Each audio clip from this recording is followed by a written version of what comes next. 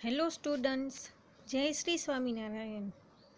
ઘણી વખત આપણે ઘરે બેઠા બેઠા આપણા માતા પિતા સાથે, ભાઈ બહેનો સાથે કે મિત્રો સાથે અથવા શાળામાં આપણા મિત્ર વર્ગ સાથે ઉખાણાઓ બોલતા હોઈએ છીએ ને ઉખાણાને જવાબ જ્યાં સુધી ન મળે ત્યાં સુધી તેમની વાતમાં ગોળ ગોળ ફરાવતા હોઈએ છીએ અને તેનો એક અનેરો આનંદ પણ મળે છે।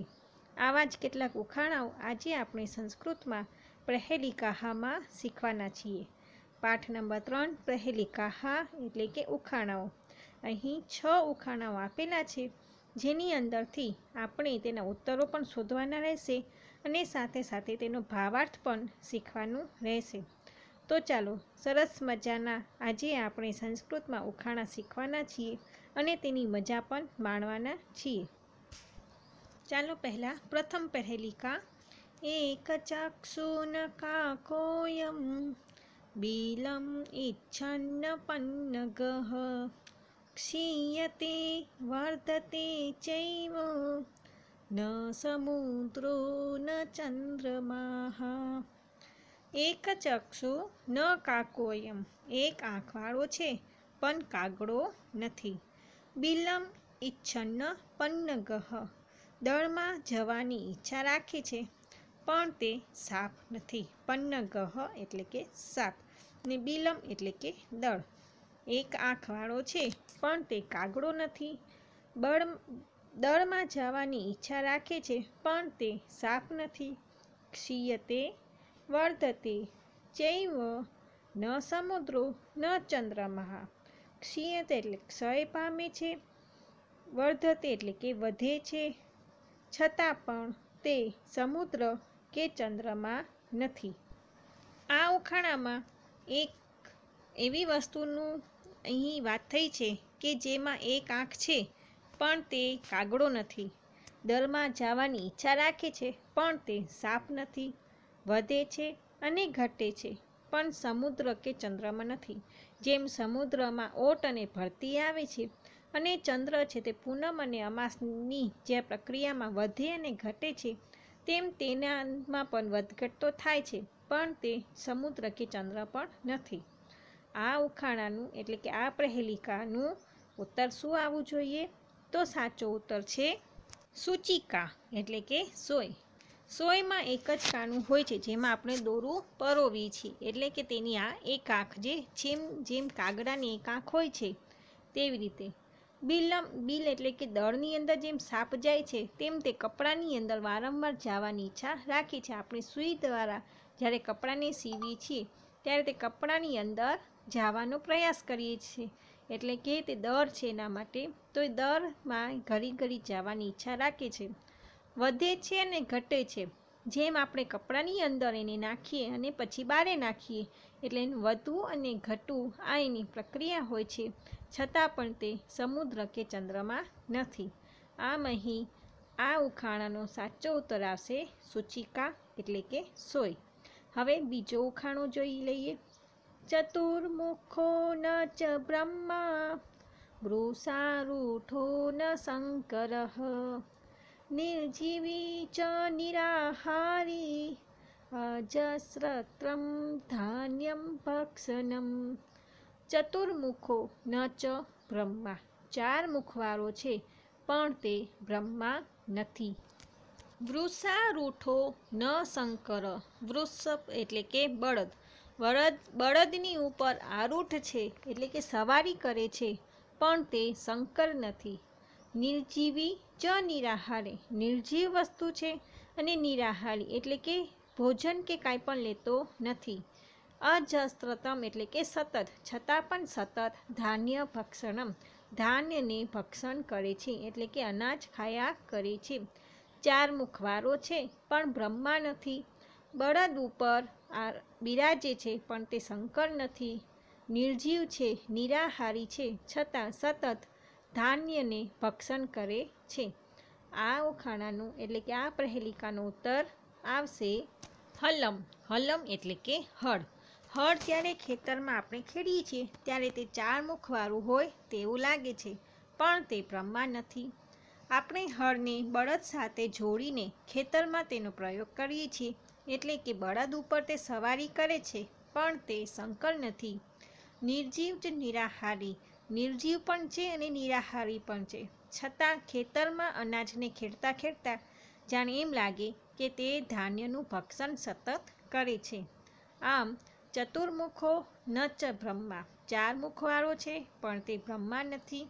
વૃષારૂઢો ન શંકરઃ, બળદ ઉપર સવાર કરે છે પણ તે શંકર નથી. નિર્જીવી ચ નિરાહારી, નિર્જીવ છે અને નિરાહાર છે. અસતતમ એટલે કે સતત ધાન્ય ભક્ષણમ, સતત ધાન્યનું ભક્ષણ કરે છે. આ પ્રહેલિકાનો ઉત્તર આવશે હલમ એટલે કે હળ. હવે ત્રીજી પ્રહેલિકા. અપદો દુરાગામી ચ સાક્ષરો ન ચ પંડિતઃ અમુખો સ્ફુટવક્તા ચયો જાનતિ સ પંડિતઃ. હવે અહીં આપેલું છે અપદો દુરાગામી, પદ નથી, અપદો એટલે કે પગ નથી, પદ એટલે કે પગ, પગ વિનાનો છે છતાં પણ દુરાગામી એટલે કે દૂર સુધી જાય છે. ચ સાક્ષરો ન ચ પંડિતઃ, સાક્ષર છે એટલે કે ભણેલો છે પણ તે પંડિત નથી. પગ વિનાનો છે છતાં પણ તે દૂર સુધી જાય છે. સાક્ષર છે પણ તે પંડિત નથી.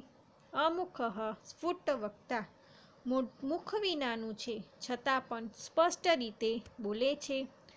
યો જાનતિ સ પંડિત, જે તેને જાણે છે તે પંડિત છે. એટલે કે પગ વિનાનો છે છતાં પણ તે દૂર જાય છે. ભણેલો છે એટલે કે સાક્ષર છે પણ તે પંડિત નથી. મુખ વિનાનો છે છતાં પણ સ્પષ્ટ રીતે બોલે છે. જે તેને જાણે છે તે પંડિત હોય છે. આ મસ્ત સરસ મજાના પ્રહેલિકાનો ઉત્તર આવશે લિખિતમ પત્ર, એટલે કે લખેલું પત્ર. લખેલું પત્ર એટલે કે જ્યારે આપણે તેને પત્ર લખીને આપણે ક્યાંક પોસ્ટ દ્વારા મોકલીએ છીએ એટલે કે દૂર સુધી જાય છે, એટલે કે તેનું પગ નથી છતાં પણ દેશ વિદેશમાં તે પહોંચી જાય છે. સાક્ષરો, તેમાં આપણે અક્ષરો લખેલા હોય છે એટલે તે સાક્ષર છે પણ તે પંડિત નથી. અમુખઃ, મુખ વિનાનું છે છતાં પણ લખેલા પત્રને બધા સ્પષ્ટ રીતે વાંચી શકે છે. યચો જાનાતિ સ પંડિત, અને જે તેને જાણે છે તે પંડિત હોય છે. એટલે કે ભણેલો જ વ્યક્તિ આ લખેલું પત્ર વાંચી શકે છે. આમ લખેલું પત્ર જેનું પગ નથી છતાં પણ દૂર સુધી જાય છે, સાક્ષર છે એટલે કે અક્ષરો છે એમાં પણ તે પંડિત નથી, મુખ વિનાનું છે છતાં પણ તે બોલી શકે છે અને તેને વાંચે છે, જે તેને જાણે છે તે પંડિત હોય છે. આમ આ પ્રહેલિકાનો ઉત્તર આવશે લિખિતમ પત્ર. હવે એના પછી ચોથી પ્રહેલિકા. પર્વતાગ્રે રથો યાતિ ભૂમો તિષ્ઠતિ સારથિ ચલતી વાયુવેગેન પદ્મેકં ન ગચ્છતિ. પર્વતાગ્રે રથો એટલે કે પર્વતના ટોચ પર રથ ચાલે છે. આ એવી વસ્તુ છે જેનો જે રથ છે તે પર્વતના ટોચ ઉપર ચાલે છે. ભૂમો તિષ્ઠતિ સારથિ, અને જે આ રથને ચલાવનારું જે સારથી હોય છે તે જમીન પર રહે છે, એટલે કે જમીન પર ઊભો હોય છે. રથ છે તે પર્વત ઉપર ચાલે છે પણ તેનો જે સારથી છે રથને ચલાવનાર તે ભૂમિ ઉપર બેઠેલું હોય છે. ચલતી વાયુ વેગેન, તે વાયુના વેગથી ચાલે છે પણ પદ્મેકમ ન ગચ્છતિ, પણ એક પગલું એ આગળ જતો નથી. વાયુના વેગે તે ખૂબ જ ઝડપથી ચાલે છે પણ છતાં પણ પોતાના સ્થાનથી એક ડગલું પણ આગળ ખસતો નથી. આ પ્રહેલિકાનો ઉત્તર શું આવવું જોઈએ? તો ચાલો આપણે તેનો ઉત્તર જોઈએ અને પણ સમજીએ પણ. આ પ્રહેલિકાનો ઉત્તર આવશે કુંભારકસ્ય ચક્રમ, એટલે કે કુંભારનો ચાકડો. કુંભારનો જે ચાકડો હોય છે, જે ચાકડા ઉપર તે માટીના ઘડા અને રમકડા અને અન્ય વસ્તુઓ બનાવે છે, તે ચાકડો જમીનથી થોડોક દૂર હોય એટલે કે ઊંચો હોય છે, જમીનની નીચે અડેલો હોતો નથી. એટલે કે પર્વતાગ્રે રથો યાતિ, પર્વતના ટોચ ઉપર રથ ચાલે છે. એટલે કે જમીનથી થોડુંક ઉપર હોય છે એટલે તેને પર્વતની ઉપર કહ્યું છે. ભૂમો તિષ્ઠતિ સારથી, પણ કુંભાર છે તે જમીન ઉપર બેસીને તેને ચલાવે છે. કુંભારનો ચાકડો જમીનથી ઉપર એટલે કે અધર હોય છે, એના કોઈ ટેકા દઈને એને ઊંચે રાખવામાં આવે છે, પણ કુંભાર છે તે જમીન ઉપર બેસીને જ તેને ફેરવે છે. ચલતી વાયુ વેગીન, વાયુના વેગથી તે ચાલે છે, પણ પદ્મેકમ ન ગચ્છતિ, પણ પોતાના જગ્યાએથી જરા પણ ખસતો નથી, એકે ડગલું આગળ ચાલતો નથી. આમ કુંભારનો ચાકડો છે તે આ પ્રહેલિકાનો ઉત્તર આવશે. હવે તેના પછીનું પાંચમું જે પ્રહેલિકા છે ખૂબ જ સુંદર અને સરસ મજાનું છે. આમાં એક જ અર્થની અંદર આપણે ઘણા બધા, એક જ શબ્દની અંદર આપણે ઘણા બધા અર્થો જાણવા મળશે. સુવર્ણસ્ય સુવર્ણસ્ય સુવર્ણસ્ય ચ જાનકી પ્રેષિતા તવ રામેણ સુવર્ણસ્ય ચ મુદ્રિકા. આ પ્રહેલિકામાં તમે જોશો તો 4 વખત સુવર્ણસ્યનો પ્રયોગ થયો છે. સુવર્ણસ્ય સુવર્ણસ્ય સુવર્ણસ્ય ચ જાનકી. અહીં સુવર્ણસ્યના 3 અર્થ આપવામાં આવ્યું છે. પહેલું છે સુવર્ણસ્ય એટલે કે ઉચ્ચ કુળની, એટલે કે જાનકી એટલે કે સીતા માતા. અહીં એક સરસ મજાની વાત એ છે કે હનુમાન જ્યારે સીતાની શોધમાં જાય છે અને એના હાથમાં રામ છે તે પોતાની યાદી માટે, પોતાના નિશાની રૂપે એક સોનાની વીંટી પણ મોકલે છે. આ આપણે રામાયણની આ ઘટના આપણે યાદ પણ છે ને જોઈ પણ છે. જ્યારે તે જાનકી પાસે એટલે કે સીતાજી પાસે હનુમાન પહોંચે છે ત્યારે તેમને યાદ કરાવવા માટે આ શબ્દનો પ્રયોગ કરે છે. અહીં સુવર્ણસ્ય, પહેલી સુવર્ણસ્ય એટલે કે જાનકીને સંબોધન માટે છે કે ઉચ્ચ કુળમાં જન્મેલી જાનકી. બીજો સુવર્ણસ્ય શબ્દ એટલે કે શ્રેષ્ઠ પરિવાર. અહીં શ્રી રામ માટે સુવર્ણસ્યનો પ્રયોગ થયો છે કે શ્રેષ્ઠ પરિવારના શ્રીરામે તમારા માટે. હવે ત્રીજો સુવર્ણસ્ય એટલે કે ચળકતા રંગની, એકદમ ચમકતી. અહીં જાનકીને હનુમાનજી કહે છે કે હે ઉચ્ચ કુળમાં જન્મેલા શ્રી જાનકી માતા. બીજો સુવર્ણસ્ય એટલે કે શ્રેષ્ઠ પરિવારના શ્રી રામે તમારા માટે. એના પછીનો સુવર્ણસ્ય એટલે કે ચળકતા રંગની. પ્રેષિતા તવ રામેણ સુવર્ણસ્ય ચ મુદ્રિકા, સોનાની વીંટી મોકલી છે. અહીં હનુમાનજી જાનકીને સંબોધીને કહે છે કે ઉચ્ચ કુળની હે જનકનંદિની સીતા, શ્રેષ્ઠ પરિવારના શ્રીરામે તમારા માટે આ ચળકતા રંગની સોનાની વીંટી મોકલી છે. આમ ઉત્તરમાં અહીં સુવર્ણસ્ય એટલે ઉચ્ચ કુળની, સુવર્ણસ્ય શ્રેષ્ઠ પરિવારના, સુવર્ણસ્ય ચળકતા રંગની અને સુવર્ણસ્ય એટલે કે સોનાની. આમ અહીં ઉત્તરમાં 4 સુવર્ણસ્યના અર્થો બતાવવાના હશે અને તેના આધારે આપણે આ પ્રહેલિકાનો અર્થ પણ કાઢ્યું અને સમજ્યા પણ. હવે અંતિમ પ્રહેલિકા, છઠ્ઠી પ્રહેલિકા આપણે જોઈ લઈએ. ભોજનાંતે ચ કિં પેયમ જયંતઃ કસ્ય વે સુતઃ કથં વિષ્ણુપદં પ્રોક્તં તક્રમ શક્રસ્ય દુર્લભમ. આ પ્રહેલિકા છે તેની અંદર 3 ચરણમાં પ્રશ્નો આપેલા છે અને અંતિમ ચરણ એટલે કે ચોથા ચરણમાં તે પ્રશ્નના ઉત્તરો આપેલા છે. આ પ્રહેલિકાની અંદર જ આપણે પ્રશ્નની સાથે ઉત્તરો મળે છે, એટલે આ પ્રહેલિકાને અંતરાલા પ્રહેલિકા કહેવાય છે. અહીં પહેલો પ્રશ્ન છે ભોજનાંતે ચ કિં પેયમ. ભોજનાંતે એટલે કે ભોજનના અંતે શું પીવું જોઈએ? પેયમ એટલે કે પીવું જોઈએ. જયંતઃ કસ્ય વે સુતઃ. કસ્ય એટલે કે કોના. જયંત કોના પુત્ર છે. સુતઃ એટલે કે પુત્ર. કથમ વિષ્ણુપદમ પ્રોક્તમ. વિષ્ણુનું પદ કેવું છે. કથમ એટલે કે કેવું.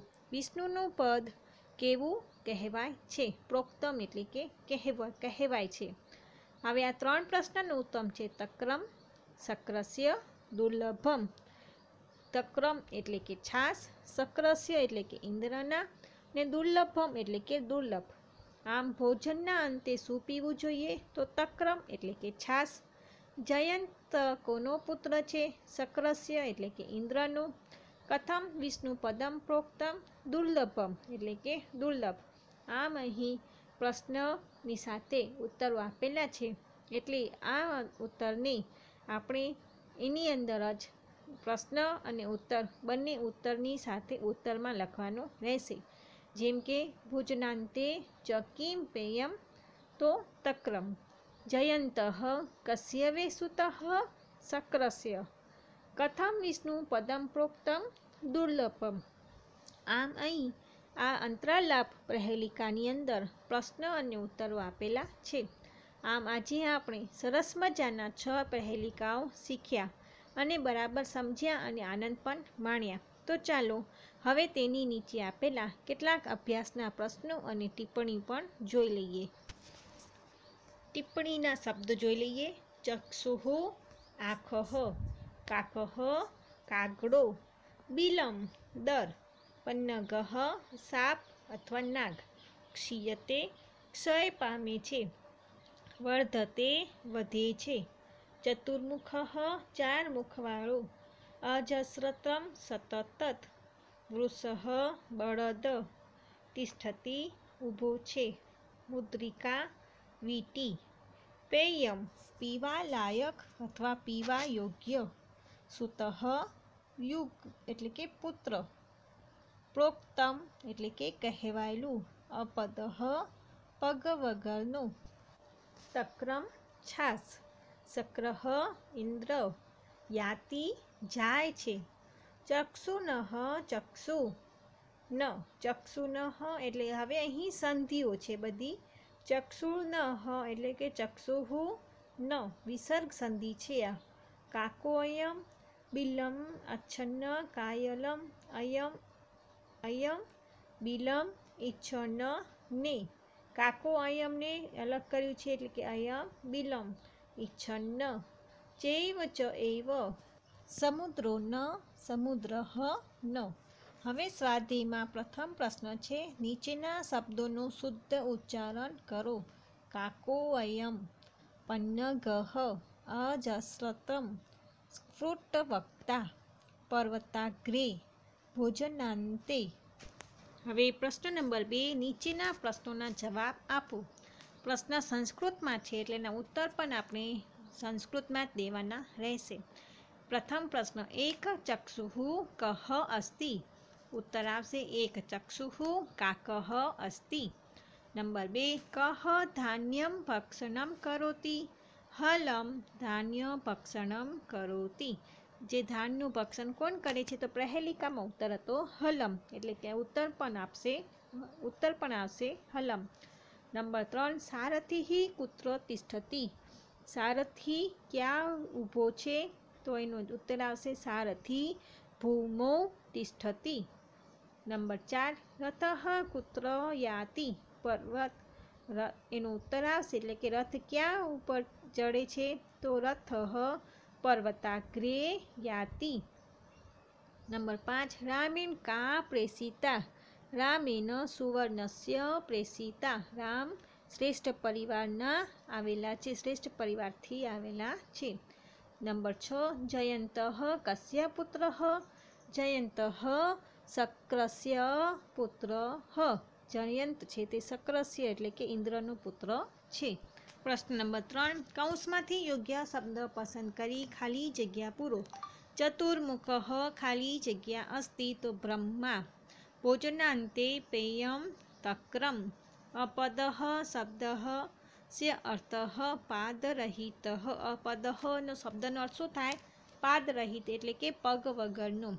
રથઃ ચલતિ વાયુ વેગેન. વાયુના વેગથી રથ ચાલે છે. વિષ્ણુ પદમ દુર્લભમ પ્રોક્તમ. વિષ્ણુનું પદ દુર્લભ છે એમ કહેવાય છે.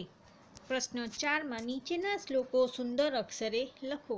આપણે બધા જ શ્લોકો અનુવાદ સાથે સારા અક્ષરે લખવાના રહેશે. પ્રશ્ન નંબર 5, નીચે આપેલા ગુજરાતી શબ્દોને સંસ્કૃતમાં લખો. ભોજન બાદ એટલે કે ભોજનાંતે, મુખ વિનાનો અમુખઃ, એકટગલું, પદ્મેકમ, વીટી મુદ્રિકા, દૂરજનાર, દૂરગામી, બળદ પર બેસનાર, વૃષારૂઢઃ. આમ અહીં સંસ્કૃત શબ્દ ગુજરાતીના શબ્દોના લખવાના છે. હવે એના પછી પ્રશ્ન નંબર 6, અહીં આ એકમમાં વપરાયેલા સામાસિક શબ્દો આપ્યા છે, જેના આધારે અન્ય શબ્દો બનાવવાના છે. અહીં ઉદાહરણ પ્રમાણે જે સામાસિક શબ્દો આપ્યા છે તેવા જ બીજા શબ્દો આપેલા છે તેનો પ્રયોગ પણ આવી રીતે જ કરવાનું છે. જેમ કે પહેલું છે વૃષ ઉપરથી વૃષારૂઢઃ, તો અશ્વથી અશ્વારૂઢઃ, ગજથી ગજારૂઢઃ, વૃક્ષથી વૃક્ષારૂઢઃ. એવી રીતે પદ્મ તો પદ્મેકમ, તો શબ્દમ તો શબ્દેકમ, વાક્યેકમ, ગીતેકમ. ભોજન ઉપરથી ભોજનાંતે, દિનાંતે, નિશાંતે, વર્ષાંતે.